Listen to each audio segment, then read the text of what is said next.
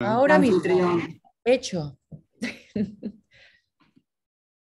Listo, muchas gracias. A usted.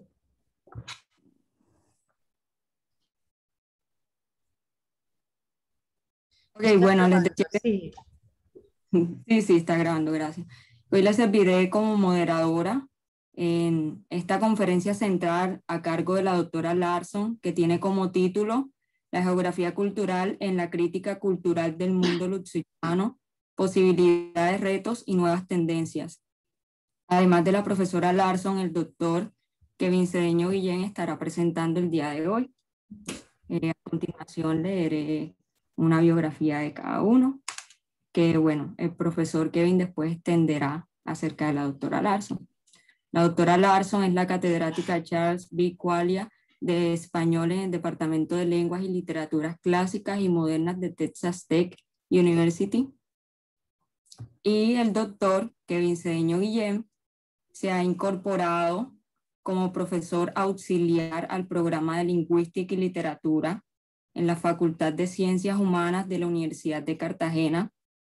Completó su doctorado en estudios hispánicos en University of Kentucky, Estados Unidos, donde también enseñó.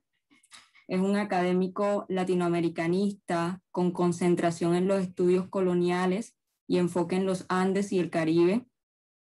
Las líneas de investigación en las que ha publicado artículos y capítulos de libros están relacionadas con escritores como Reinaldo Arenas, Antonio Benítez Rojo, Pedro Blas Julio, Rómulo Bustos Aguirre, Alejo Carpentier, Gabriel García Márquez, José Lezama Lima, Dulce María Loinas, Rafael María Merchán, Manuel del Socorro Rodríguez y María Zambrano, entre otros. También coeditó las colecciones de ensayo This Interim Modernity 2017 y la narrativa de Mayra Montero hacia una literatura transnacional caribeña 2008.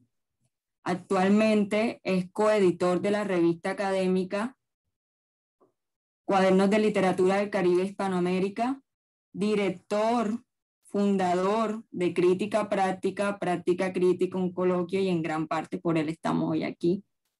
Y trabaja en la revisión para publicación del manuscrito de su libro Modernidades contra Natura, Crítica Ilustrada, Prensa Periódica y Cultural, manuscrita en el siglo XVIII americano. Entonces es un placer tenerlos a todos y a todas aquí, en especial a nuestra conferencista invitada. Y bueno, tiene la palabra el profesor Kevin para la presentación. Ok, ¿me escuchan? Sí. Bueno, muy buenas tardes, buenas noches para la profesora Susan Larson, conferencista invitada de hoy, que nos acompaña desde Madrid, donde ya casi es medianoche. Reciba una... ¿Ya es medianoche? Casi, casi. Ok, van a dar las 12. Reciba una cordial bienvenida a Crítica Práctica, Práctica Crítica, un coloquio 2021. Como decía Guaylín, la doctora Larson es catedrática Charles B. Quaglia de Español en el Departamento de Lenguas y Literaturas Clásicas y Modernas de Texas Tech University. Su investigación se centra en la geografía cultural urbana y la teoría del espacio, los estudios urbanos, las teorías de la representación y la vanguardia histórica y la literatura y el cine españoles desde 1900, temas en los que ha publicado profusamente. Leeré los títulos originales en inglés de algunos de sus libros con una versión en español.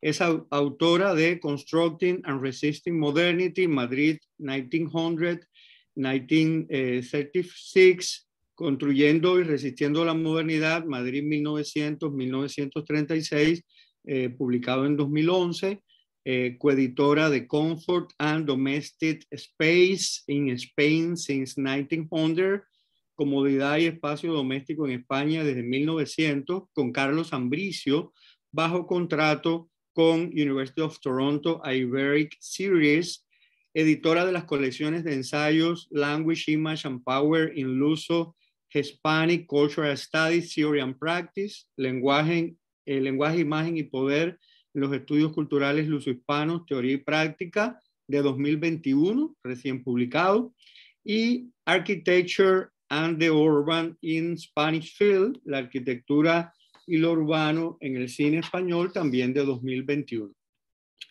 Y también es coeditora de Kiosk Literature in Silver Age Spain, Modernity and Mass Culture, literatura de Cordel en la España de la Edad de Plata, 2016. ¿Está bien esa traducción? Sí. Bueno, pregúntaselo al co-director Jeff Samasny, que está aquí con nosotros. Jeff, ¿está bien traducido ese título? Sí, está bien hecho. Kiosco, ¿sabes? Más que cordel. Kiosco. Ok, bueno, generalmente le Un llamamos saludo desde literatura. Georgia. Debe haber alguna diferencia, sí. Traduzcamos entonces literatura de kiosco en la España de la Edad de Plata, gracias Jeffrey. Y Visualizing Spanish Modernity, visualizando la modernidad española, con ediciones de 2005 y 2020.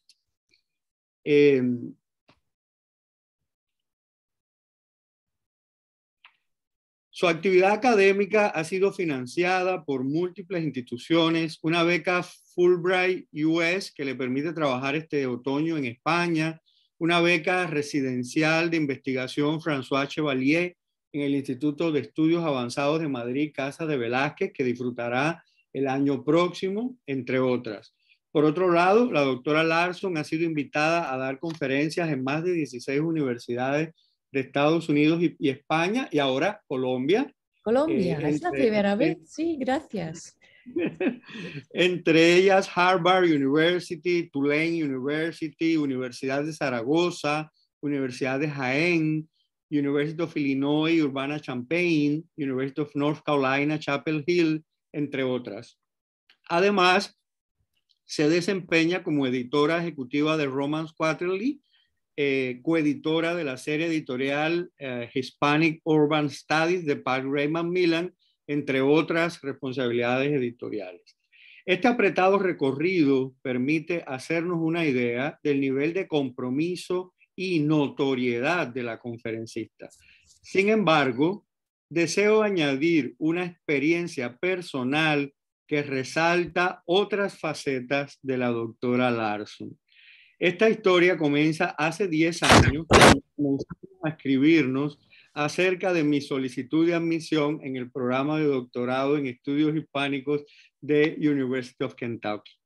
Desde entonces y durante todo el tiempo que se desempeñó como directora de estudios graduados, DGS por sus siglas en inglés, la doctora Larsson fue la persona más accesible, sensata y que más contribuyó a que los estudiantes extranjeros superáramos nuestras barreras culturales.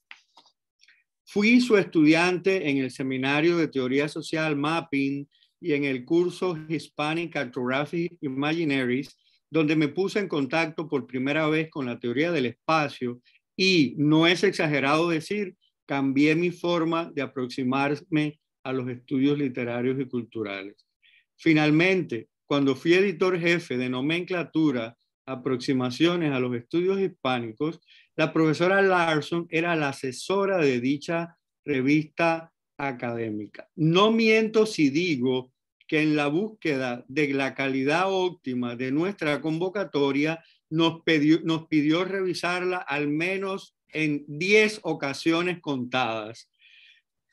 Tanta exigencia no fue en vano, porque la revista logró entonces sus 2 primeras indexaciones en bases de datos bibliográficas, Modern Language Association y EXCO.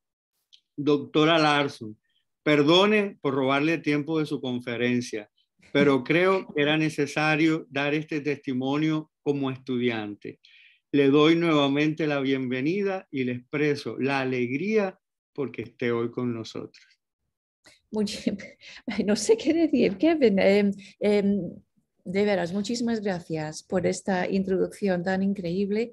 Y como mi energía siempre viene de mis estudiantes y el diálogo que tengo con ellos, intentaré ser breve y por la hora también. Y ustedes han tenido muchísima paciencia esperando. para conectar, intentaré ser breve para tener tiempo a hablar de verdad sobre estas ideas que para mí han sido tan poderosas, que han venido de la disciplina o la subdisciplina de la geografía cultural. Pero muchísimas gracias a todos, en particular a Kevin y a Weilin, por el trabajo estupendo que han hecho. Entonces, voy a empezar diciendo la cosa más obvia del mundo. Voy a hablar de, bueno, el título de mi presentación es La geografía cultural en la crítica cultural del mundo luso hispano. Voy a hablar de posibilidades, voy a hablar de retos y voy a hablar de nuevas tendencias. Primero voy a hablar de las posibilidades, en qué consiste y qué es lo que ha hecho posible la subdisciplina de la geografía cultural, pero para hacer eso tengo que decir unas palabras muy breves sobre en qué consiste la geografía. Y voy a empezar diciendo la cosa más obvia del mundo, que la disciplina académica de la geografía se ha usado desde el principio para apoyar y justificar el nacionalismo y el imperialismo. Vamos a empezar como punto de partida. Mi área de especialización es la cultura española desde 1900, entonces en mi campo hablamos mucho de el término que usamos son los regeneracionistas, ¿no? Y como la voz de personas como Joaquín Costa, por ejemplo, a finales del siglo XIX, principios del siglo XX, que hablaba muchas veces de las crisis socioeconómicas en términos geográficos en España en esta época.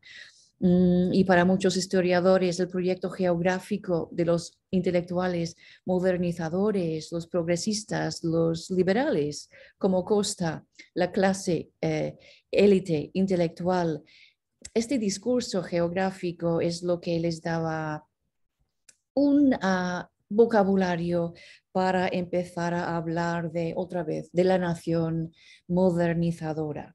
Y muchos de esos discursos se escuchan hoy en día. Ese vocabulario, esas metáforas han sobrevivido, y no hay que mencionar que este discurso geográfico para Joaquín Costa y los generacionistas, en el caso de mi área de especialización, la cultura española desde 1900 más o menos, ha sido muy centrista.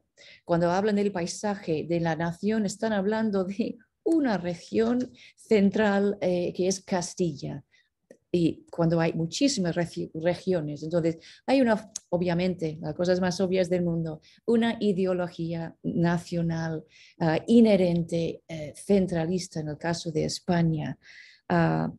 Por supuesto, ¿de dónde vienen estas ideas sobre la geografía en España? Vienen del alemán, Alexander von Humboldt, un siglo antes. Se conoce como el padre de la disciplina de la geografía moderna, y su forma particular del romanticismo ofreció en el siglo XIX una manera nueva, radical, para visualizar y organizar el territorio geográfico. Para Humboldt, el paisaje tenía una forma orgánica. Él le gustaba utilizar el término natural, que creció de una estructura, y otra vez para utilizar términos suyos, esencial, interna.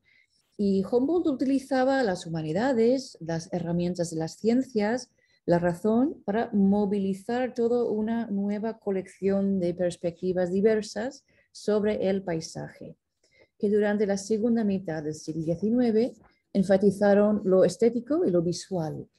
Menciono eso porque nosotros como críticos de cultura nos interesa esta faceta en particular, lo estético, lo visual. Y por supuesto los múltiples volúmenes que publicó Humboldt después de sus expediciones entre 1828 y 1849 en América Latina fueron leídos y comentados extensivamente en España por los miembros del Instituto Libre de Enseñanza, por los geólogos, los botanistas, y ellos mismos empiezan a escribir sobre el paisaje cultural en España.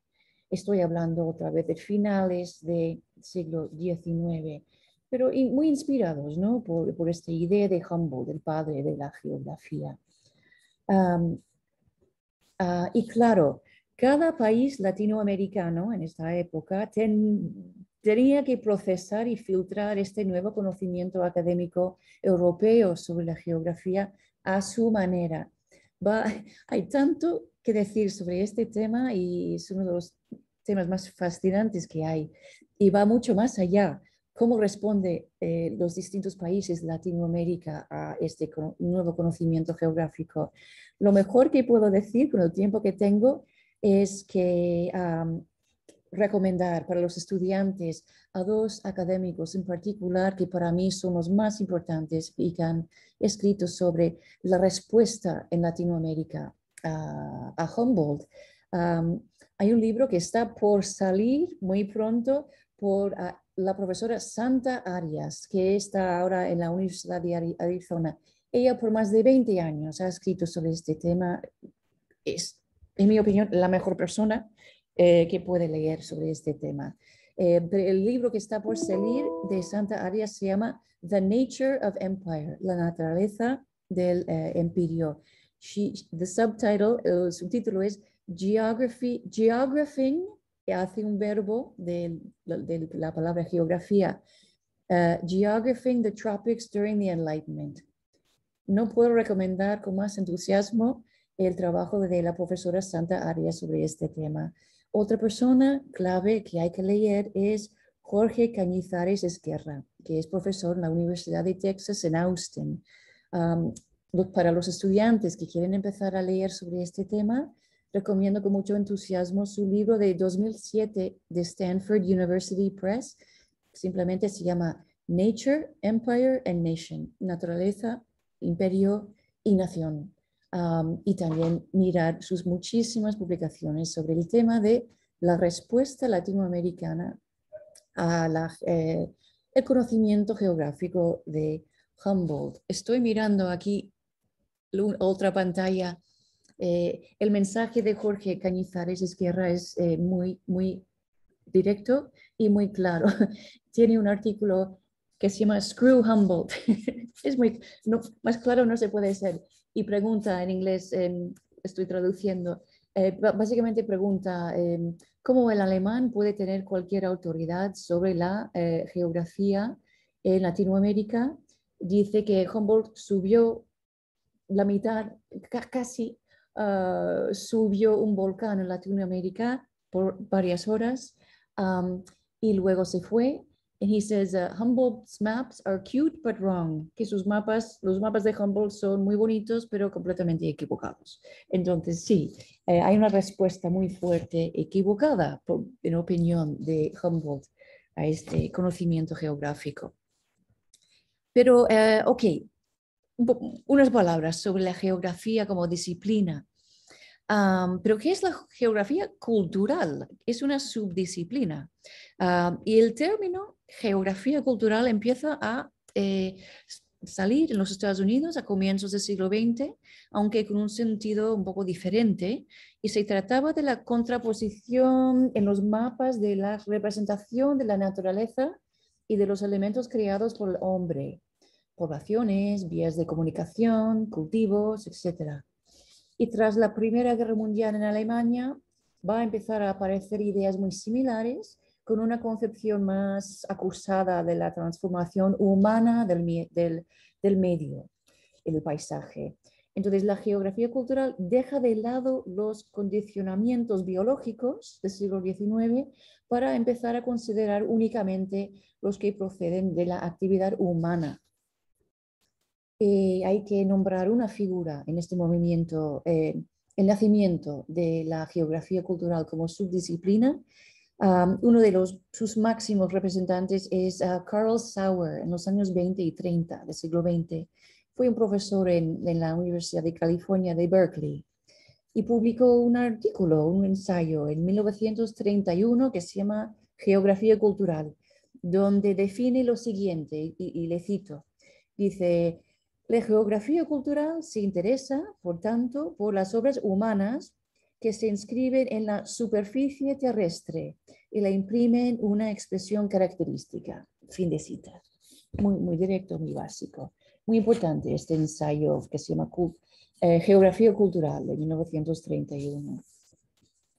Desde aquel entonces, después de la Segunda Guerra Mundial, en los años 60 y 70, la subdisciplina de la geografía cultural empieza a dialogar con otras disciplinas como los estudios culturales, la filosofía, la crítica literaria, la crítica postcolonial y el feminismo, entre otros. Y este diálogo, el propósito es que muchas personas de estas disciplinas quieren empezar a hablar de la geografía y de la cultura y quieren evitar caer en la trampa del determinismo de la disciplina de la geografía del siglo XIX. Durante los años 60, 70, hubo lo que se llama un giro cultural, a cultural turn, ¿no? En el campo de la geografía. Y muchas personas empezaron a hablar de la cultura no como un producto para vender o comprar, sino como una serie de relaciones del poder con una estructura de poder, básicamente. Y algo que la cultura se hace en un proceso, que no es un producto y es un proceso determinado por conflictos del poder. Y otra vez tengo que mencionar, si buscan artículos excelentes sobre este giro cultural de la geografía cultural y el impacto que tiene en los estudios postcoloniales latinoamericanos, otra vez la profesora Santa Arias ha escrito lo mejor que hay, en mi opinión. Tiene ensayos muy poderosos, muy claros en inglés y también en español, que puedo recomendar con mucho entusiasmo. Todo esto son unas palabras introductorias sobre el campo de la geografía cultural, de dónde viene. Ahora voy a compartir mi pantalla aquí y hablar de básicamente cómo estas ideas de la geografía cultural han tenido un impacto básicamente en todo lo que hago con mis estudiantes, en mi investigación. En todos pueden ver esta pantalla, ¿no? Que hay unos círculos verdes. Sí, a ver, Sí, perfecto. lo podemos ver. Entonces, en mi investigación y todo lo que hago con mis estudiantes, en todos mis cursos, siempre empezamos con preguntas tan básicas como ¿dónde estamos? ¿Y dónde estoy yo? Cuando no estoy en Madrid, estoy en Texas. Y no estoy en Austin, no estoy en Dallas, no estoy en Houston, estoy en Lubbock, Texas. Y nos dicen mis amigos que viven en Nueva York y Los Ángeles y Madrid, uy, pero es que vives en medio de la nada, estás en medio de la nada. Y contestamos mis estudiantes y yo diciendo, pues no, vivimos en un paisaje increíblemente fascinante, rico.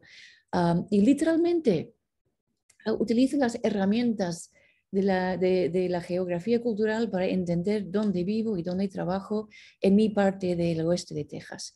Muy brevemente, el oeste de Texas, a pesar del hecho de que en Lubbock, la ciudad donde vivo y trabajo, más de la mitad de las personas que viven en esa ciudad se identifican en el censo oficial como hispanos, de herencia hispana o hispanoparlantes, no es como el resto de Texas, no tiene una presencia tan hispana o latinoamericana o mexicano-americano que tiene las otras partes de Texas. Parece más como Oklahoma, en la arquitectura, en todo, en la naturaleza, en la comida, culturalmente hablando. Porque hubo un esfuerzo de erradicar y eliminar cualquier presencia, entre comillas, mexicana o latinoamericana desde el principio del siglo XX. Entonces, literalmente, cuando salgo de mi oficina, Bueno, he encontrado muchas fotos de mi campus donde trabajo en Texas Tech University de hace 100 años, cuando empezó. Es una universidad joven. Literalmente, lo que ven en esta pantalla es una foto que sacó un fotógrafo hace casi 100 años de la Tierra, inmediatamente fuera de mi oficina. Abro la puerta del edificio donde trabajo y estoy mirando estas vacas. Esto fue hace 100 años, cuando el fotógrafo estuvo ahí, enfrente del edificio donde trabajo, y los estudiantes quedaban sus vacas en el campus para cuidarlas y por la mañana y asistían a clase por la tarde. Lo que me interesa... Disculpa, Susan, Sí, estamos viendo ¿se ve la foto? Screw Humboldt. Ah, a ver, ¿qué? Screw Humboldt. Siguen viendo. No, eso no es lo que quiero que vean. Ok, esto es el artículo de Jorge Cañizares. Gracias por decírmelo. Aquí estamos.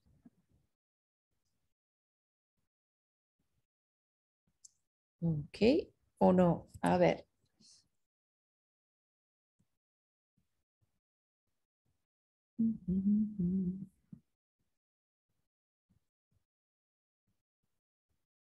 Espera un momento. No sé qué pasa con la tecnología hoy. Ok.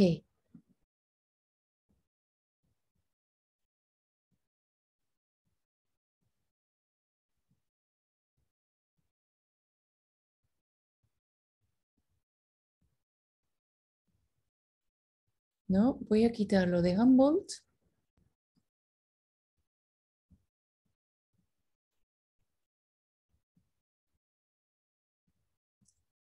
E intentar otra vez.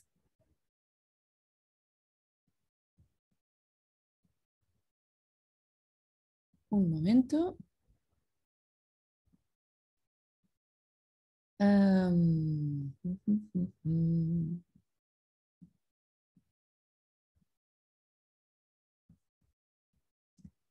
Y ahora compartir la pantalla otra vez.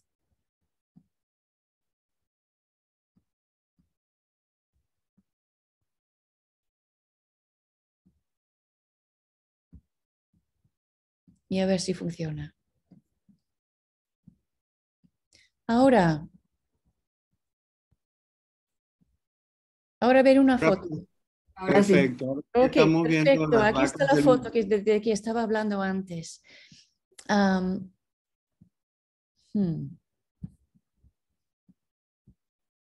Ahora, espero. Esto es lo que mi espacio, mi paisaje hace 100 años con las vacas. Y luego aquí hay un edificio a la izquierda. Aquí hay un detalle de este edificio.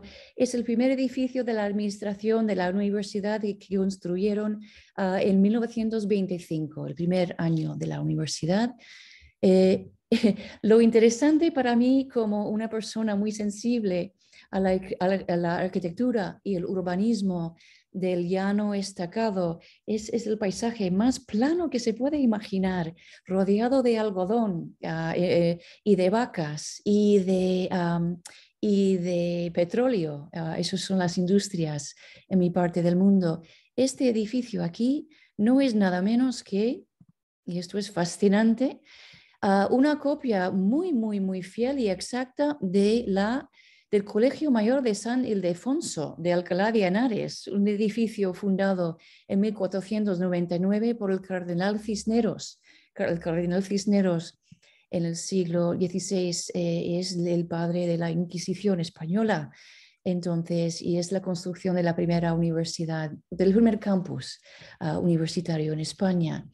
Entonces, el hecho de que en medio de la nada, en medio de las vacas, unos hombres tomaron la decisión de construir una copia exacta de un edificio como símbolo del imperio es muy, muy, muy significativo. Y la geografía cultural básicamente me da un vocabulario para empezar del simbolismo y del el impacto del poder en nuestro paisaje, en medio de las vacas y en medio del algodón.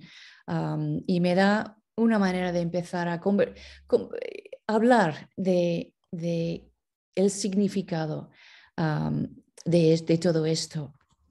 Empiezo como un ejemplo. Vamos a regresar a las vacas al final de la presentación para hablar porque quiero terminar conectando unos conceptos que vienen de la geografía cultural con lo más importante, que es la pedagogía, cómo conectar todos estos conceptos abstractos al mundo real. He hablado un poco de las posibilidades de la geografía cultural. Voy a hablar un poco de los retos y las nuevas tendencias. Vamos a saltar un poco. He mencionado ya que empezando en los años en 1960, 70, con la popularización, ¿no? De esta subdisciplina de la geografía cultural, el diálogo de la geografía con los estudios postcoloniales, el feminismo, psicoanálisis, filosofía, historia, otras disciplinas. Esta idea del paisaje como construcción social, quieren empezar a, como dije antes, dejar atrás ese esencialismo y la trampa de este determinismo tan peligroso que se conecta con el nacionalismo y el imperialismo del pasado. Lo que está pasando ahora, en este momento, en el campo de la geografía cultural, es que hay un debate feroz sobre el uso de la palabra geografía y el uso de la palabra paisaje versus el concepto que domina, francamente, ahora es un concepto nuevo, que es el territorio. Es un concepto que hemos usado por siglos en cuanto a la cartografía y poder sobre distintos territorios en las colonias en particular, pero hoy en día ha empezado a tener como un nuevo significado muy interesante. Y las nuevas tendencias en los últimos 10, 15 años, hay una nueva definición de territorio que incluye más la naturaleza y lo no humano. Eso es básicamente la idea que quiero presentar en el resto del tiempo que tenemos juntos. Entonces, si hace 100 años Azorín, que fue uno de esos españoles que pertenecían a ese movimiento del regeneracionismo de la generación del 98, que empieza a solidificar e institucionalizar, ¿no?, unas ideas muy nacionales y nacionalistas sobre el paisaje castellano, que son eran y son tan importantes en España. Una cita muy directa y obvia de Azorín hace 100 años dice: la base del patriotismo es la geografía, es el entendimiento de una geografía, una cartografía compartida, esencial, natural, que nos define como nación. Si Azorín estaba diciendo eso hace 100 años, me gustaría apuntar hacia otra manera de pensar en la geografía, en la tierra, en el territorio, y es de otro geógrafo muy importante que se llama Milton Santos. Es un geógrafo afro-brasileño que murió hace unos años. Para él, dice 100 años después, que no. La discusión es sobre el espacio, el territorio y no sobre la geografía. Está diciendo 100 años después: vamos a olvidarnos de todo lo que hemos dicho de geografía. Estamos hablando ahora de espacio y de territorio. Y para, otra vez, dejar atrás ese tipo de esencialismo tan peligroso que se presta al nacionalismo. Antes de llegar voy a hablar de dos figuras claves en la geografía cultural. Uno es Henri Lefebvre y después vamos a saltar al geógrafo Milton Santos. Un poco una palabra sobre Henri Lefebvre, que está siempre presente en el campo de la geografía cultural. Y muy brevemente, para los estudiantes, si quieren empezar a leer y familiarizarse sobre las ideas de Henri Lefebvre, que fue un filósofo y un geógrafo urbano francés, en 1974 publicó en francés un libro que se llama La producción del espacio. No fue traducido hasta, un poco sorprendente, pero no fue traducido al español hasta 2013. Y esta es una edición buenísima que se llama La producción del espacio, de la editorial Capitán Swing. Si no tienen mucho tiempo, aún he dicho que entre las páginas 91 y 114 están en esas páginas donde presenta su idea sobre lo siguiente. Dice, cuando está hablando de la producción del espacio, bueno, primero antes de hablar de ese triángulo de tipos de espacio, voy a mencionar que en el prólogo de la cuarta edición del libro de la producción del espacio, Henri Lefebvre habla de la naturaleza dialéctica, palabra suya, es marxista, entonces está hablando de la naturaleza dialéctica de la realidad espacial.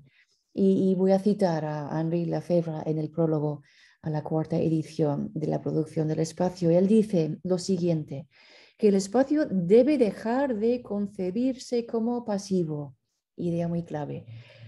Otra vez, el espacio debe dejar de concebirse como pasivo, vacío o carente de otro sentido, como los productos que se intercambian, se consumen o desaparecen. Como producto por interacción o retroacción, el espacio interviene en la producción en sí misma, organización de trabajo productivo, transportes, flujos de materias primas y de la energía, redes de distribución de productos. A su manera, productivo y productor, el espacio entre las relaciones de producción y las fuerzas productivas, mal o bien organizadas, no se puede concebir de manera aislada o quedar estática. Fin de cita. Entonces, esta idea otra vez es el espacio y la cultura del espacio como procesos y no como productos. Idea muy marxista, obviamente. Entonces, fin de cita. Para Lefebvre, cada sociedad produce su propio espacio en un proceso eternamente inacabado, sustentado de esta famosa, en la geografía cultural, esa famosa triángulo, ¿no? Conceptual. Aquí está, básicamente, resumido a su esencia aquí mismo. Número 1, habla de representaciones del espacio imaginado, lo que dice la representación abstracta en formas de planos, mapas, discursos y memorias. Habla de espacios de representación, espacios experimentados de manera directa por sus habitantes a través de una compleja amalgama de símbolos, de imágenes. Y también habla del espacio percibido, que son relaciones sociales de producción y de reproducción. En especial, está hablando de la división del trabajo. Entonces, está aquí, ¿no? Lo más básico. Hay un espacio percibido, es para él la práctica del espacio. Lo vivido sería el espacio de la representación.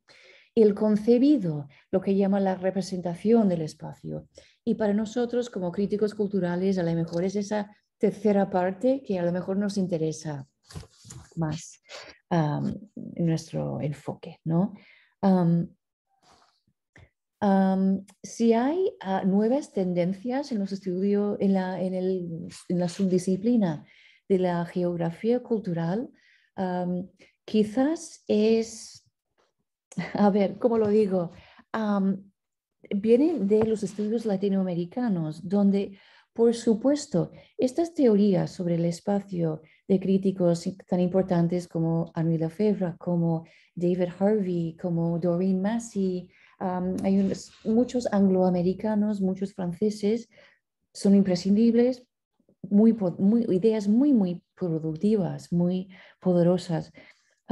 Pero para nosotros, yo trabajo más sobre España y para muchos de nosotros que estamos trabajando sobre la cultura latinoamericana también, surgen preguntas importantes cuando empezamos a utilizar estas ideas angloamericanas, europeas, para hablar de la cultura contemporánea dentro de contextos muy distintos y de geografías muy distintas. Entonces, en este campo hay un montón de trabajo que hacer en este momento, precisamente, para demostrar cuáles son los límites, las debilidades, los huecos que existen en estas teorías geográficas anglo-europeos. Hay una joven investigadora, la doctora Lucía Montaz, que está con nosotros hoy, que ha dialogado de una forma muy productiva con esta idea de Henri Lefebvre y también con otra idea muy importante que utilizan muchos críticos de Henri Lefebvre y luego de David Harvey, y esa es la idea del derecho a la ciudad, the right to the city. Y lo que hace Lucía Montaz con esta idea es que lo utiliza para hablar para contexto teórico, para hablar de narradoras dominicanas que están escribiendo novelas urbanas sobre Santo Domingo, principalmente. Pero lo que hace Lucía Montaz es casi lo más fascinante de su investigación, es que está, bueno, criticando y demostrando otra vez los límites de Henri Lefebvre, que no habla tanto de género sexual, ni habla de temas de raza, sí habla de clase, como buen marxista que es, pero tiene unos huecos muy importantes. Entonces, ese tipo de trabajo, hay muchas tesis que escribir, mucho trabajo que hacer para demostrar los límites de las teorías de la geografía cultural. Y, por supuesto, un reto que tenemos como hispanistas, como latinoamericanistas, es un problema, es que por mucho que hablan de los críticos y los filósofos del espacio de Europa y los angloamericanos de querer dialogar con los estudios postcoloniales, estamos siempre utilizando demasiado la teoría europea y angloamericana. Un ejemplo es perfecto de esto, y con esto termino de hablar de la teoría antes de hablar de la cultura de verdad. Es una figura tan importante como Milton Santos, geógrafo, es el padre de la geografía brasileña, geógrafo absolutamente clave. Murió en 2001, nació en 1926, murió en 2001, para darles una idea de cuál es su momento histórico. Ganó el premio internacional Baudelaire Lud, que es como ganar el premio Nobel de Geografía, pero es muy chocante, a lo mejor es, quizás no tanto, pero es una injusticia intelectual que no hasta este año, no hasta 2021, por fin Duke University Press es la primera traducción al inglés de su gran obra La naturaleza del espacio, que fue publicado hace 20 años.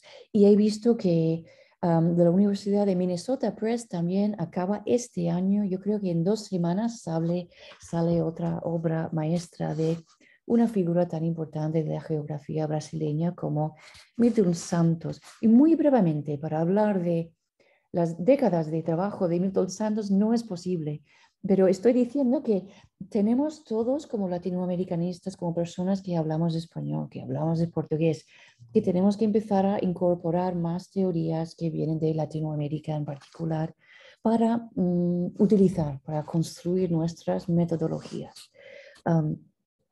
Para utilizar unos términos muy brevemente del Milton Santos, él habla en los siguientes términos, habla de la comprensión de los lugares en su situación actual y en su evolución. Dice que depende de la consideración del eje de las sucesiones y del eje de las coexistencias.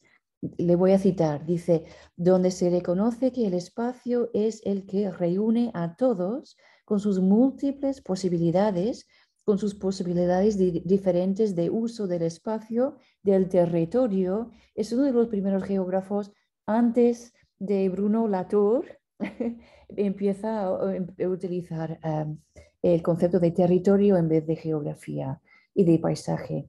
Habla de el uso del espacio, del territorio, relacionadas con posibilidades diferentes de uso del tiempo. A ver, aquí una cita un poco larga en su libro La naturaleza del espacio, que fue publicado en español hace 20 años. Para los estudiantes, si quieren ir al grano, son los capítulos 7 a 13 en particular. Tiene una sección de ese libro tan maravilloso que se llama Por una geografía del presente, que tiene raíces en Latinoamérica, la verdad, sus teorías. Y voy a leer esto es como la esencia de lo que está diciendo Milton Santos muchos años antes de los teóricos que están hablando del territorio que viene del mundo angloamericano y europeo. Dice Santos en esta sección de su libro Por una geografía del presente, escribe que las características utiliza la palabra del sistema técnico de territorio son la universalidad y autoexpansión, la vida sistémica, concreción, otro término muy suyo, habla del contenido de información, habla de la intencionalidad, y es aquí donde enfatiza que el territorio como un todo se convierte en un dato de esa armonía forzada entre lugares y agentes ahí instalados en función de una inteligencia mayor situada en los centros motores de la información. Y esto, para mí, es lo siguiente, es lo más importante. Esto provoca que las relaciones entre sociedad y naturaleza se vayan sustituyendo de un medio natural por un medio cada vez más artificial, es decir, sucesivamente instrumentalizado por esa misma sociedad. Entonces, habla constantemente del gran poder de la naturaleza en Latinoamérica y cómo se convierten en un proceso de relaciones en un medio natural cada vez más artificial. Y termino leyendo, ¿no?, de esta diapositiva aquí. Dice, lo anterior responde citando a Santos otra vez, la sombra de la presente democracia del mercado que vivimos. Está hablando de hace 20 años, en la que el territorio, otra vez la palabra territorio, es soporte de redes que transportan las verticalidades, es decir, reglas y normas egoístas y utilitarias, mientras que las horizontalidades tienen en cuenta la totalidad de los actores y de las acciones. Estos son, muy en breve, un flash del pensamiento de Santos. Y otra vez, no puedo recomendar con más entusiasmo la lectura de Milton Santos, este geógrafo brasileño, que está dialogando, obviamente, con David Harvey, con Henri Lefebvre, con estos otros geógrafos tan importantes al estudio del espacio y de la cultura, pero con raíces en Brasil y raíces en Latinoamérica. Y valora mucho la resistencia cultural que ocurre dentro de esos procesos en la construcción social del territorio en Latinoamérica. Milton Santos, yo creo que si hay estudiantes buscando nuevos modelos del espacio, geografía, con raíces en Latinoamérica, otra vez, Milton Santos es lo que hay que leer, en mi opinión, que está empujando, como otra vez para repetir lo que vemos empujando la geografía en una nueva dirección, más hacia el territorio y no tanto hablando de la geografía. Ahora que he dicho todo esto, he dicho que hay nuevas tendencias en la teoría de la geografía cultural para enfatizar no la geografía, sino este concepto de territorio, incluir más atención a la naturaleza y a lo no humano. Muchos de ustedes habrán escuchado el término, el antropoceno, ¿no? Esta idea de que no podemos seguir en las humanidades hablando como si el ser humano fuera el centro del universo, porque no lo somos. Y vivimos, como dice, como pensar, no sé si han leído ustedes o escuchado el nombre de Bruno Latour, es otro filósofo francés muy importante, que en este texto que cito aquí, Facing Gaia, 8 conferencias sobre el nuevo régimen climático.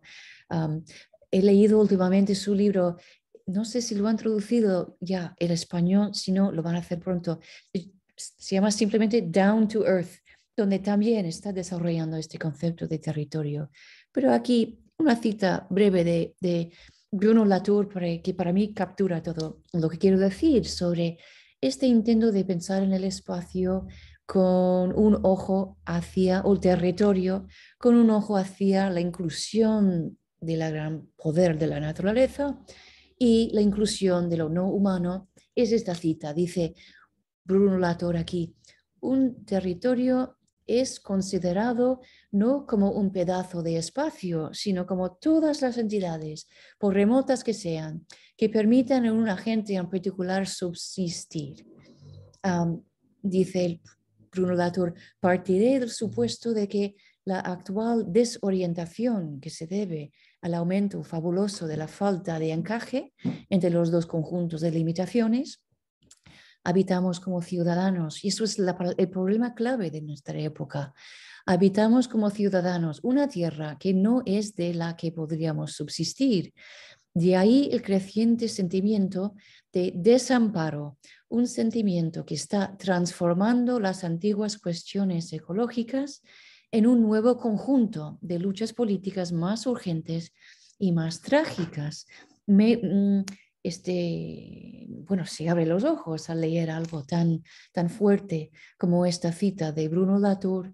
Y voy a terminar hoy hablando muy brevemente he hablado mucho en términos abstractos de la teoría y de geógrafos y filósofos, pero claro, donde vemos con más brillantez, interés, fascinación y poder estas ideas es la cultura, obviamente, lo más importante, podemos hablar de lo abstracto, pero es en la cultura, la narrativa del mundo hispano, donde vemos el diálogo del ser humano y la pasión y cómo la gran importancia de estas ideas sobre naturaleza, territorio y la falta de balance del estado humano hoy en día. 2 ejemplos muy brevemente. Son todos 2 ejemplos españoles porque es la cultura que conozco mejor. Una de las novelas más leídas en España en los últimos 2 años es de la muy joven escritora Irene Solà, que escribió esta novela en catalán, Canto yo y la montaña baila, en 2019. Ha ganado todo tipo de premios. Otra vez, es una de las novelas más leídas. Esta novela es increíble. Y básicamente es una novela en la que toman la palabra mujeres, hombres, fantasmas. Tiene voz narrativa las nubes, las setas hablan, los perros, los corzos que habitan entre el espacio que todos habitan entre Campodrón y Prats de Molló en los Pirineos. Y la acción ocurre en una zona de alta montaña, de frontera, donde ha pasado muchos eventos históricos y mucha violencia. Tengo un voluntario para leer, para escuchar otra voz. Aquí están, voy a poner como 6 citas muy breves del capítulo de la novela de Irene Solá, donde literalmente habla la tierra. Y es increíble. ¿Alguien puede leer estas citas? Para no escuchar mi voz de yankee por más tiempo, necesito una persona para leer. Bueno, puedo leer. Gracias. No me fastidies, ciega como soy, inmensa como me hicieron, sorda por lo ensordecedor que fue nacer. A vosotros, que os importan mi voz o mi perspectiva, dejadme en paz. Sí, entonces empieza a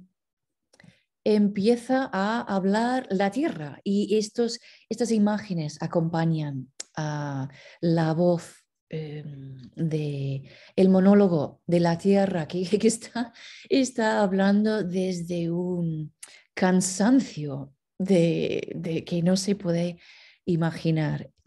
Ok, seguir adelante, por favor, con esta cita. Es la misma voz narrativa. Mi sueño es tan profundo que se cuela por debajo de los mares. El mar me cubría hace muchos milenios, casi no me acuerdo. Ciega, sorda y medio dormida como estoy. Fuera, fuera, creced musgos. Reproducíos, animalillos. Que el tuntún de vuestras patitas me acuna y el crac crac de vuestras raíces me cobija. Que nada durará mucho, nada de nada, ni la quietud, ni la calamidad, ni el mar, ni vuestros hijitos tan feos, ni la tierra que soporta vuestras desmedradas patas. Sí, entonces, y luego va acompañando por más figuras como estas. Estamos casi terminando. Y dice, ay, si recordara el golpe, el terrible despertar, dice la voz narrativa de la tierra. Lo estás haciendo maravillosamente bien. Puedes seguir adelante un poco. ¿Y cuánto terminamos? Gracias. Tranquila. Si hiciera el esfuerzo de evocar el crujido ensordecedor, la profundidad incandescente, roja e incontrolable. Si rememorase el choque lento y terrible, la violencia ciega y aniquiladora, las sacudidas y los terremotos, las columnas de humo y de polvo, los desgarrones que se precipitaban hasta el fondo de roca líquida y caliente. Sí, bueno, no sé si es que en España con el volcán que han experimentado la explosión increíble, que estas palabras tienen un nuevo significado para muchos españoles en las últimas semanas. Estamos casi terminando. Dice, ahora dejarme dormir tranquila, crías desarraigadas, malas hierbas, raquíticas tormentas, tristes árboles. Vinieron otros, siempre vienen otros como vosotros, a hacer nidos y guaridas y a taconear con las pezuñas, a criar brotes verdes en los árboles partidos. Y mis paredes y mis picos y mis crestas os sirvieron de escondrijos nuevos. Desgraciadicos míos tan miserables. Venid aquí, que os dejo un poco de espalda para que os hagáis una casa. Para mí es increíblemente... no he leído nunca una novela con la tierra dice estas cosas y termina el capítulo diciendo lo siguiente, pero no me obligáis a decir nada más. Silencio, basta, básicamente, déjame en paz. Entonces tenemos unas palabras que vienen de la profundidad de la tierra misma. Y como dije antes, la novela comparte voz con animales, con plantas y con la tierra misma. Y hay muchísima narrativa en España, en Latinoamérica, de este tipo, muchas veces escrita por una nueva generación de escritores jóvenes. En España también hay, en el cine, hay una explosión de películas y documentales sobre temas de territorio, de naturaleza y lo no humano, para empezar a imaginar una nueva geografía para el siglo XXI. Una de esas películas es una película hecha en gallego, en España, que también por el director de cine Oliver Lache, gallego, una película que es estupenda, que ganó el premio del jurado en el Festival Internacional de Cannes de 2019, por ejemplo. Y narra la historia de, bueno, la historia se desarrolla en la Sierra de Galicia y cuenta lo que pasa con el protagonista, se llama Amador, un vecino pirómano que sale de la presión y regresa a casa para vivir con su madre, su perra y sus vacas. Es una película muy tranquila, muy callada. Sus vidas transcurren normalmente en medio de la naturaleza de su pueblo, hasta que un día un incendio arrasa la región. Es muy dramático. Es una película absolutamente increíble, en mi opinión, donde los seres humanos habitan el espacio de una forma muy interesante con animales y plantas y nuevas tecnologías muy del siglo XXI. Les voy a mostrar un clip muy, muy breve y lo que pasa en este clip, que este YouTube no tiene la traducción, hay muy poco diálogo en gallego. La traducción no es en español ni gallego de los subtítulos. Lo importante es escuchar la música y ver las imágenes. Y el clip es en un momento de la película cuando Amador va con la veterinaria al hospital con una vaca que está enferma.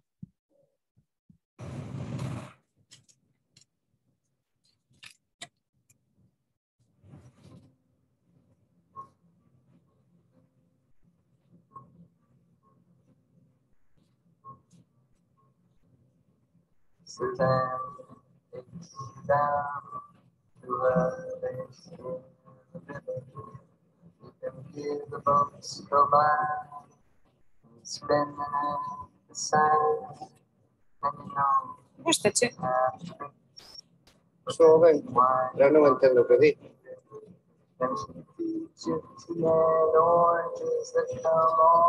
Para que che gusta a música non fai falta entender a letra. If you have no love to give her, then she gets her wavelength, and she lets the river answer that you've always been her lover. And you want to travel with her, and you want to travel blind, and you know that she will trust you, for you've touched her perfect body with your mind.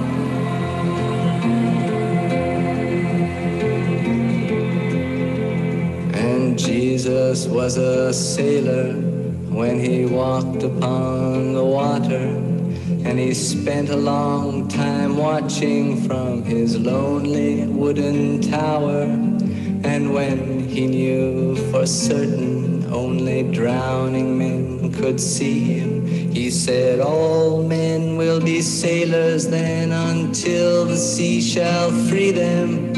But he himself was broken long before the sky would open. Forsaken, almost human, he sank beneath your wisdom like a stone.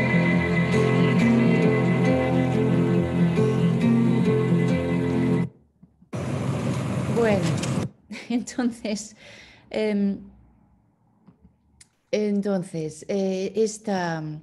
este clip para mí es absolutamente maravilloso, ¿no? En cuanto a la capacidad de capturar la movilidad del coche, el uso de la tecnología, de la música y la canción tan conocida de Leonard Cohen, por supuesto Suzanne, Y lo que dice Amador es, yo no entiendo la letra, pero estoy escuchando la música. Y su amiga, la veterinaria, dice, pero no tienes que entender la letra para entender la música.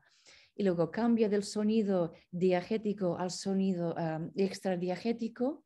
Entonces, y parece claro que estamos con los seres humanos y con la vaca escuchando la música de Leonard Cohen cuando él los introduce. Es una manera muy elegante y muy interesante de introducirnos al hecho de que los animales y los seres humanos están compartiendo el mismo espacio. Es un momento muy, muy interesante, en una película muy, muy, muy compleja y muy rica en este sentido.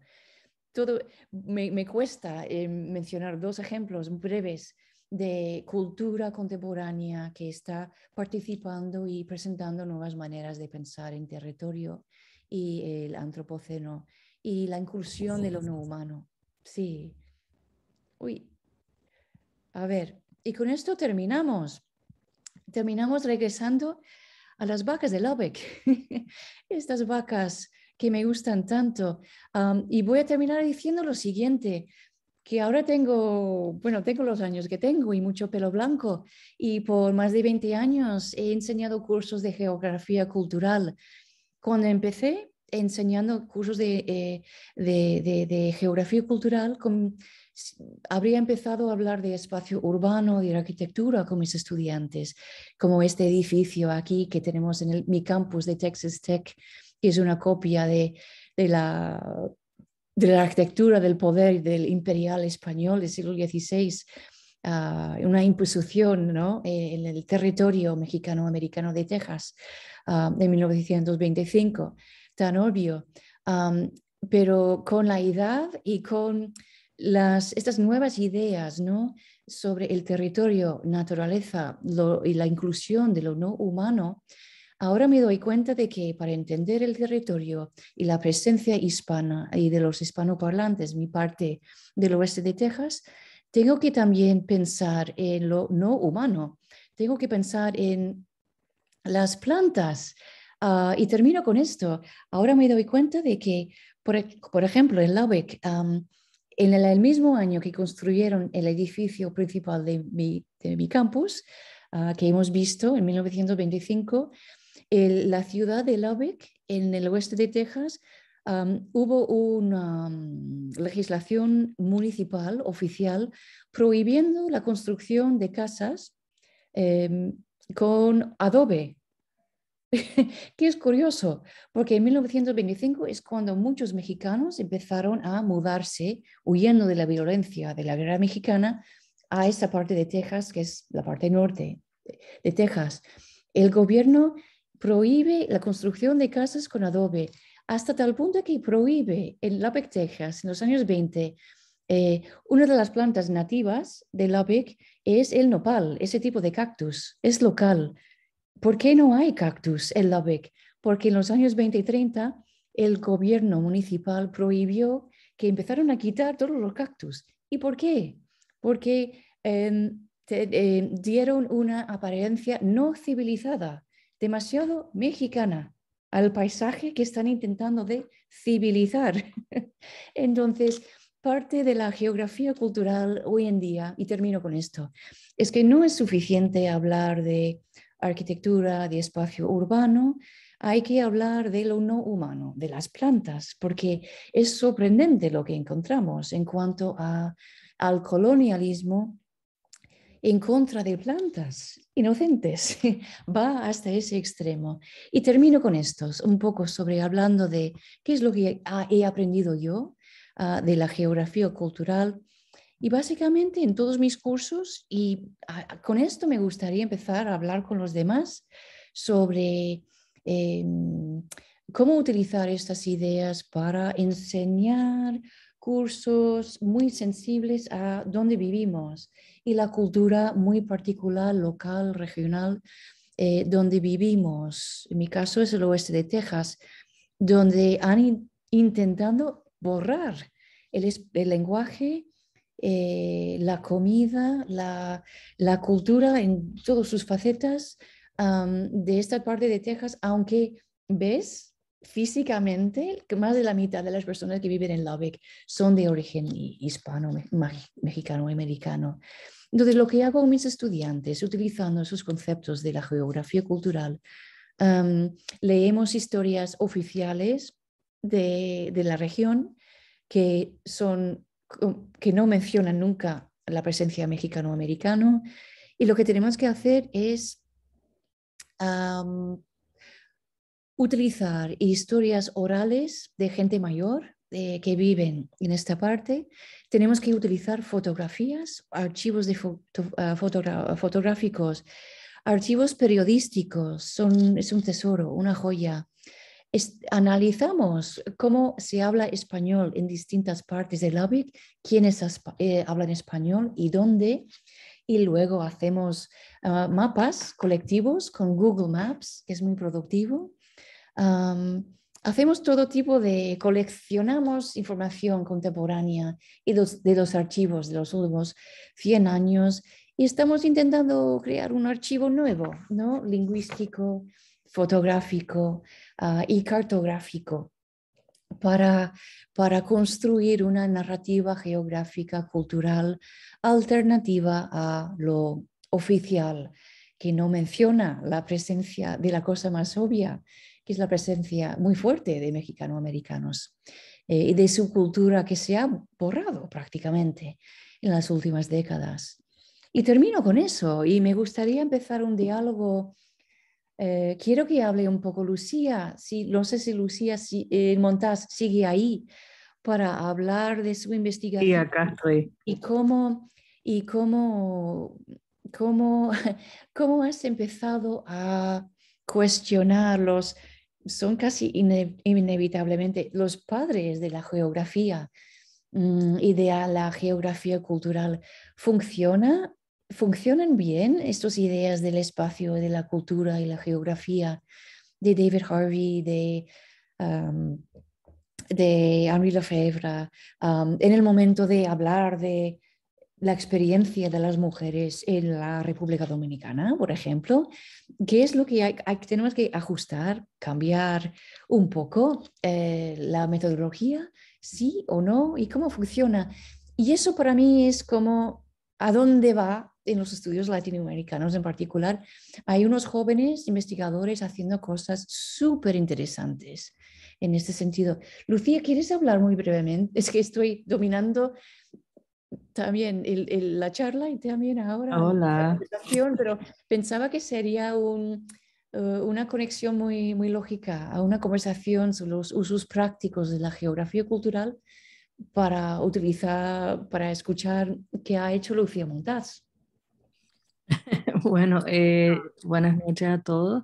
Yo tuve la oportunidad de compartir mi trabajo en junio con el profesor Kevin y sus estudiantes, donde hablé básicamente de lo que pues hice en mi tesis doctoral. Igual que el profesor Kevin, yo fui estudiante graduada en la Universidad de Kentucky y tomé cursos con la profesora Larson, y también por primera vez pude aprender sobre la espacialidad y los estudios urbanos. Y primeramente quisiera agradecer a la profesora Larson por esta nueva perspectiva en cuanto a los estudios culturales y cómo podemos pues investigar diferentes cosas, ¿no? En mi caso concreto, pues yo trabajé en la ciudad de Santo Domingo, que fue ciudad primada de América, y específicamente textos escritos por autoras dominicanas que tratan sobre pues la historia de la ciudad y diferentes personajes, específicamente personas que tradicionalmente, históricamente han sido marginados.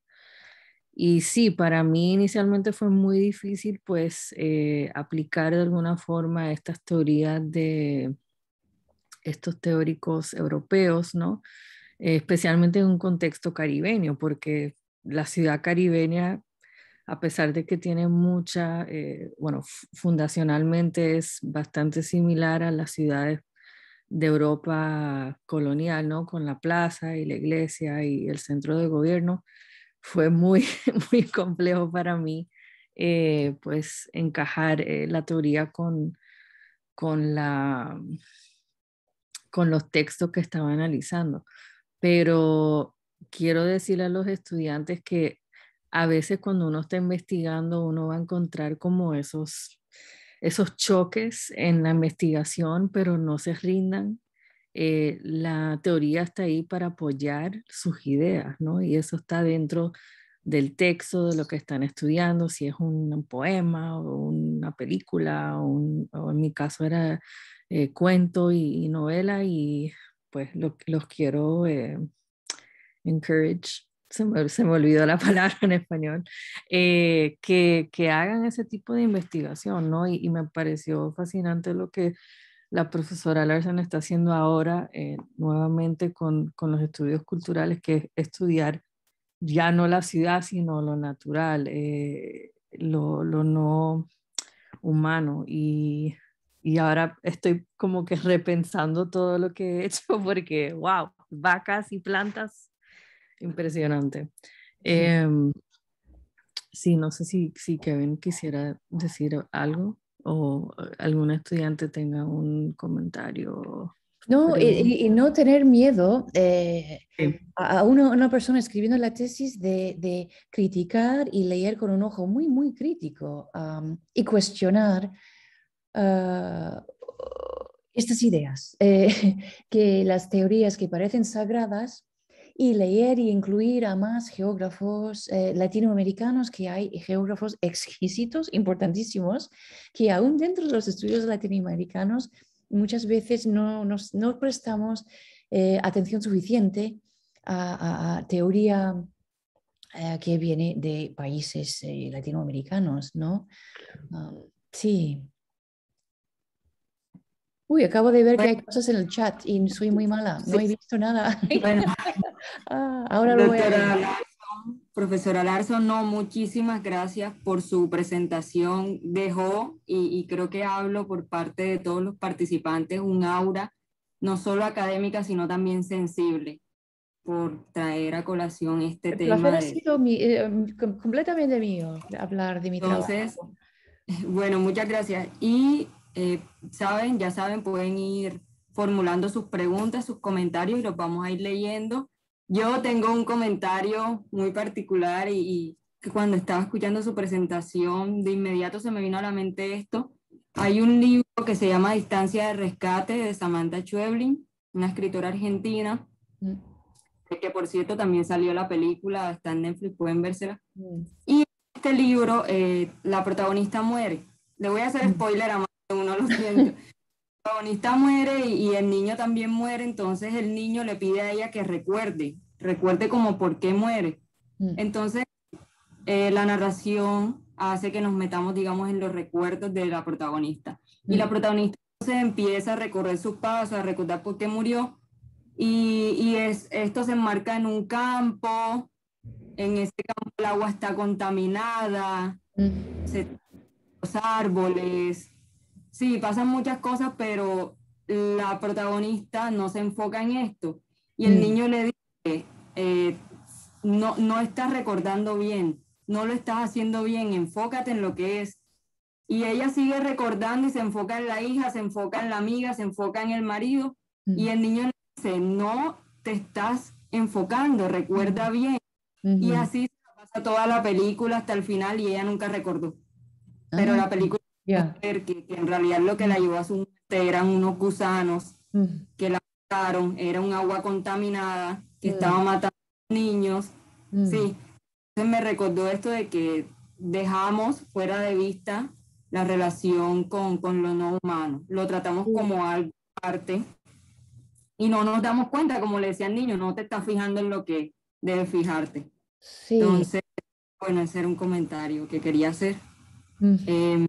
Vamos a recoger de todos modos todos los comentarios. Aquí decía Diana Elorza, algo similar al colonialismo contra la naturaleza y que además tiene un fuerte componente económico de por medio. Es el caso de la prohibición de cultivos de arroz, frijoles y maíz, entre otras semillas nativas en Colombia. Nos dice. Sí. Seguimos un una pregunta de Carla Valle. Recientemente incluí en mi investigación de la novela Los días de la peste del mundo Paz-Soldán la relación de los seres humanos con la naturaleza. Atención que las producciones literarias y culturales de este siglo en particular se enfoquen en ese aspecto.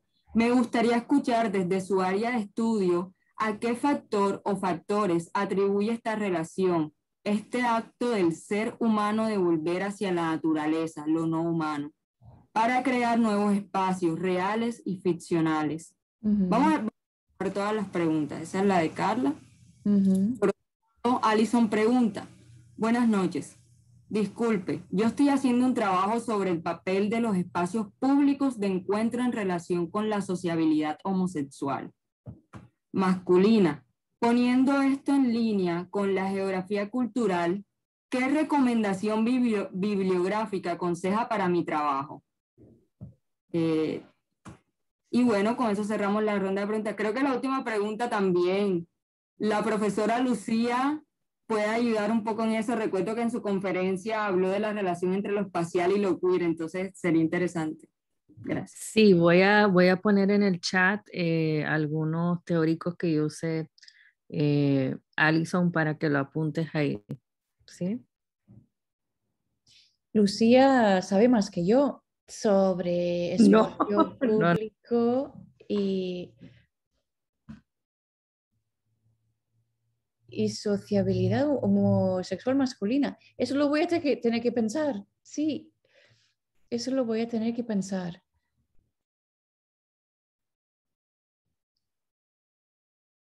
Lázaro Valdemar, en relación a la urgencia de las luchas ecológicas, ¿cómo se reformula la ciudadanía? Judith Halberstam. El tiempo, eso es Lucía. ¿Y dónde queda la nación? Bueno, son preguntas estupendas. Bueno, esto es un debate feroz hoy en día en la disciplina de la geografía, porque la gran preocupación, claro, es que si empezamos a hablar de lo no humano, que vamos a hablar demasiado de los insectos, de las plantas, de la tierra, de lo no humano, y vamos a olvidarnos del impacto de lo económico en el ser humano, del género sexual y la raza. Entonces, hay mucha preocupación de que vamos a perder el equilibrio. Entonces, ¿dónde queda la nación? Fuera. Casi queda fuera. Es interesante. Las teorías contemporáneas sobre el territorio, casi nadie está hablando de la nación como contenedor del poder, ni económico ni nada, porque si pensamos al nivel ecológico y lo no humano, cualquier solución que estamos buscando a nuestros problemas ecológicos hoy en día van mucho más allá de la nación. Y hoy en día, el siglo XXI, el capital circula. No hay obstáculos nacionales, es global y es más y más y más rápido cada minuto, parece. Entonces, ¿dónde queda la nación? En ninguna parte. No, sí, está casi borrando, ¿no?, el concepto de nación, francamente. En cuanto a cuando hablamos de la cultura y cuanto a la economía política. Es muy interesante. Y alguien ha preguntado por el concepto de la ciudadanía, que también es clave. Los geógrafos que he leído últimamente que están hablando de qué pasa si vivimos en un mundo postnacional, qué pasa con el concepto de la ciudadanía. Eso también está muy en cuestión porque vivimos en un mundo donde los flujos migratorios son mayores cada día. Entonces, pero ¿qué es lo que fluye? Fluye el dinero, fluye la contaminación, fluye el polen, vuelan los pájaros. Hay muchas cosas que no respetan ninguna frontera nacional, pero los seres humanos sí. Muchas veces están atrapados por estas fronteras nacionales. Para ellos sí existen. La gran mayoría de los seres humanos que quieren cruzar fronteras están encontrando barreras. Entonces, hay que hablar de distintas escalas y ser sensible a si estamos hablando de dinero, de animales, de plantas, y seres humanos tienen experiencias distintas de la movilidad hoy en día gracias a estas fronteras nacionales. Es una respuesta un poco complicada, pero así son las conversaciones dentro del campo de la geografía hoy en día. Muy buenas preguntas. Muy, muy buenas preguntas. Profesora, el profesor Lázaro Valdelamar es profesor del programa de Lingüística y Literatura y hace parte del comité del coloquio de que le acaba de hacer la pregunta. Perfecto, gracias por esa pregunta tan estupenda. Sí, creo que, no sé si el profesor Kevin sí quiere hacer una pregunta, en efecto. No, Wailin, me preguntaba si tú no querías presentar de forma general tu investigación a la profesora Susan Larson. Ay, me encantaría, sí, saber lo que estás haciendo, Wailin. Bueno, está bien, ya que insisten. Trabajando con el libro En breve cárcel de Silvia Molloy. Ay, sí, la conozco. Yo hago yo hago una lectura relacionada con, digamos, el concepto del cuarto propio que viene desde Virginia Woolf. Cierto, que es una mujer que escribe, pero digamos la particularidad en este caso es que aquí es una mujer que sí escribe, pero es una mujer que migra de Argentina a Estados Unidos, es una mujer lesbiana y es una mujer que empieza a construir, digamos, una identidad a partir de esta escritura. Entonces, me estoy guiando por esta relación del espacio, pero mi propuesta va también, a pesar de que se relaciona con el cuarto propio, también va un poco en contra de esto en el sentido de que lo que proponía Virginia Woolf en su momento estaba ligado con ciertos privilegios que tenía ella en su contexto y esta mujer no tiene esos privilegios. Entonces mi propuesta está ligada a un concepto que está desarrollando una profesora Sandibel Borges, que no sé si está aquí, que habla acerca del home. Home es un lugar de resistencia para las personas latinoamericanas, se puede decir, o que vienen de otros países y se establecen en Estados Unidos, y entonces de este lugar empiezan a crear una nueva identidad. Y me parece que ese concepto de home va más acorde a lo que mi lectura o a lo que la protagonista narradora propone que como tal al cuarto propio. Entonces, claro, todo está en relación con el espacio y las identidades o las identidades sexuales que está formando mi narradora protagonista a partir del espacio. Ay, qué bien. Recomendación, se lo agradecería. Uy, bueno, estoy aquí en Madrid con mi proyecto de investigación ahora mismo.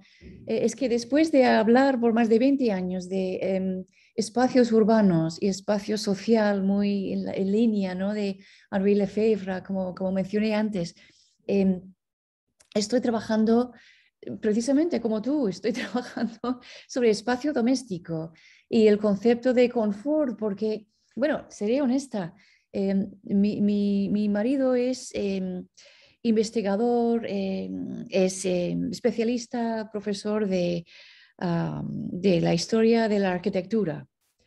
Y después de tantos meses de cuarentena, y no poder salir y compartir un espacio doméstico con un historiador de la arquitectura, empezamos a hablar mucho sin poder escaparnos en la cuarentena del hecho de que el espacio doméstico hay mucho trabajo que hacer, ¿no? Mucho que no se ha hecho en cuanto al espacio doméstico como espacio que crea la intimidad, pero a la vez presentamos nuestra cara al mundo por la manera por la cual organizamos y decoramos y vivimos en estos espacios domésticos. Y hoy en día hemos vivido esto todos, ¿no? Con la cuarentena nos damos cuenta de que el espacio doméstico es un espacio híbrido. Es privado, pero es muy público. Bueno, estoy aquí. ¿Cuántos de nosotros llevamos pantalones de pijama o no llevamos zapatos? Tenemos, hemos vivido, ¿no? Este espacio de trabajo, espacio íntimo privado, pero también estamos haciendo nuestra actividad profesional muy pública a la vez, gracias a la cuarentena y a Zoom. Entonces sí, hay mucho que hacer en cuanto a esto. Puedo recomendar los libros de Beatriz Colomina, por ejemplo, sobre espacio doméstico, lo privado y lo público. Y básicamente su argumento en muchos de sus libros, otra vez se llama Beatriz Colomina, es profesora de teoría arquitectónica y dice que un aspecto fundamental de la modernidad es el hecho de que lo privado se convierte en lo público. Que no existe tal cosa como el espacio privado hoy en día, porque siempre estamos construyendo una identidad a través de cómo vivimos y cómo usamos y cómo participamos en la cultura de masas con la decoración de nuestras casas y ni hablar, por supuesto, de la inclusión de la televisión, radio, internet, Zoom, Skype, forma parte de nuestra vida íntima, emocional, ¿no? Entonces, me parece un tema fascinante. Y yo creo que después de la cuarentena, todos queremos articular en qué consiste el espacio doméstico, precisamente, que no es privado para nada, que es muy público. Puede ser muy liberador, espacio de protección, pero también puede ser el espacio doméstico puede ser enormemente peligroso para muchas personas también. Muchas mujeres, muchos niños, por ejemplo, también en cuanto a la construcción de un espacio patriarcal bastante peligroso. Y se usa el espacio doméstico en la construcción de ideas sobre nación en cada país después del siglo XIX y mucho más en los años 50, 60, 70. Me parece un tema maravilloso. Es mi tema Susan, también hoy en día.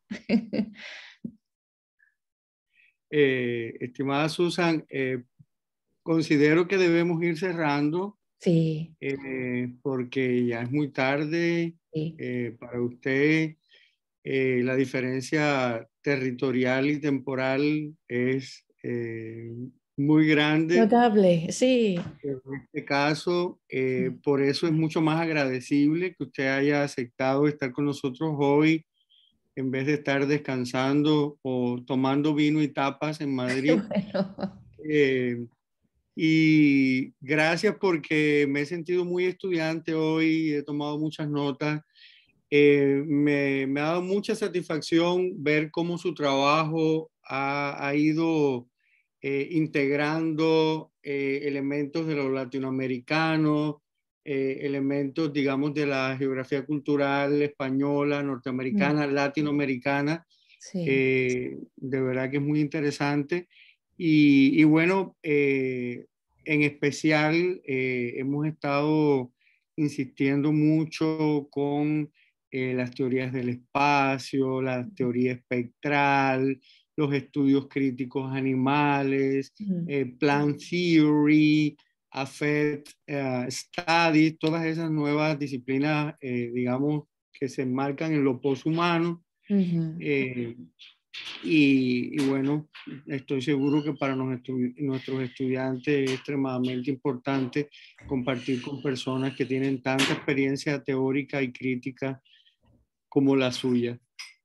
Entonces, muchísimas gracias a todos por estar tanto tiempo y la paciencia para empezar un poco tarde, pero valía gracias. la pena. Muchísimas Un gran gracias. abrazo, Susan. Un abrazo, saludo muchísimas gracias a todos y espero coincidir con vosotros y escríbeme, tengo todo tipo de bibliografía sobre distintos aspectos, ¿no? de esta disciplina que me ha dado tantas buenas ideas a través de los años. Muchísimas gracias a todos. Bueno, quedamos pendientes del video cuando le sea posible. De acuerdo, muchísimas gracias. Susan, muchas gracias. Un gran abrazo.